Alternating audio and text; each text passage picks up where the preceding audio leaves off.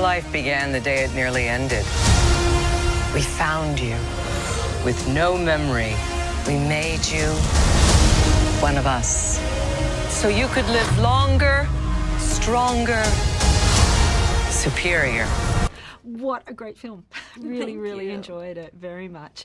And I love that you have this sort of, you get to be like Captain Marvel to save the universe, but also this really cool 90s Top Gun chick. Yeah, exactly. Yeah. The Air Force is very present in this film. Yeah. It means that I get to play like a really dynamic character, which is like a fun challenge for me.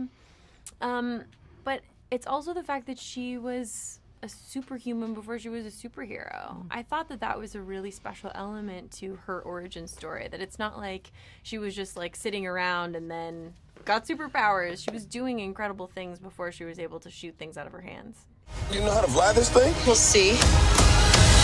That's a yes or no question.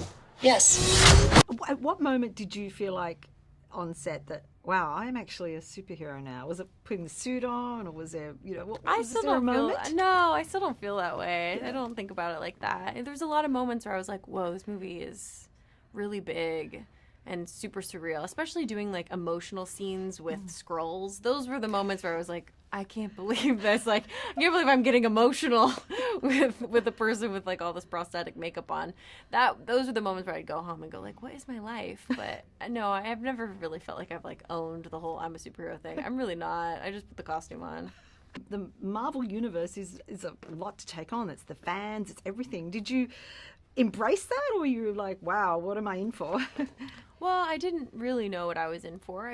I did know that movies like this are very public, and I'm an introvert, so that was something that I really had to weigh of just, is that a life that I can live, that I can thrive in, that I feel like, you know, this character in a movie like this means like kind of owning a certain type of leadership position, and I just was like, can I do that? Am I that kind of leader?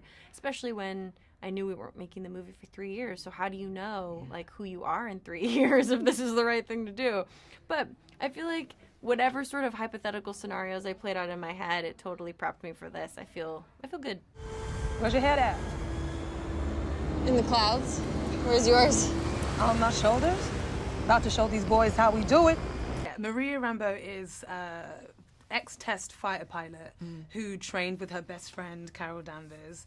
They have a really good, connected, grounded, quite sarcastic, but very truthful friendship.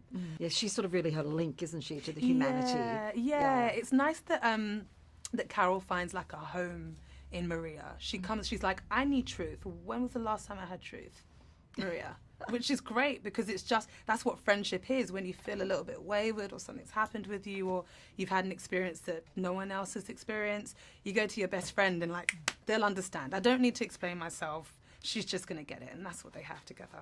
I love that this film also has this element of, it's kind of like Top Gun a little bit, isn't it? Did you feel like you're half in a Top Gun movie? You know, I didn't, because I felt like we were making our own special movie. I felt like because it's female fighter pilots representing female pilots, it felt like a special little movie of its own. Like, there's so many different elements to this movie. There's the superhero, and then there's the real women, and then there's the fighter pilots and being mothers. Like, it's all quite special. Do you think it's really great now that that women are becoming so prominent now, especially, you know, with these action films, superhero films, that this is really great and great for role models for girls growing up? Yeah, we've deserved our time for a long time.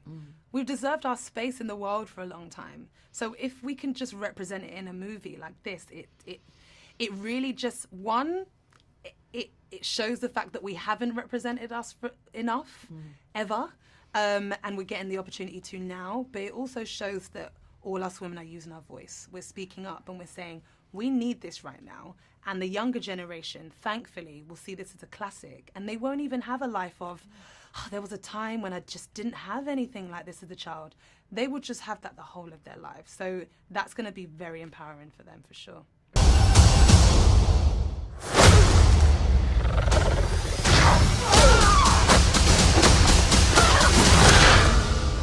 And you're a Cree, a race of noble warriors? Heroes. Noble warrior heroes. So what was it like, the responsibility of bringing Captain Marvel to the screen? It was a lot like making any other movie. We just needed to figure out what's the story we want to tell, what's the character, and try to stay as true to that as possible. What was the important things you wanted to bring out about her character, or what was the important elements that you really wanted to tell about her story?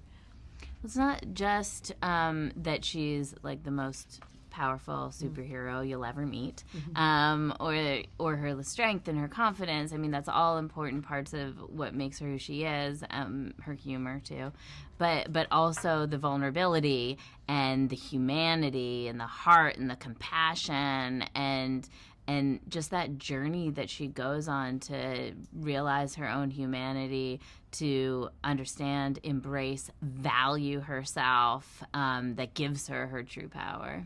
I'm not what you think I am.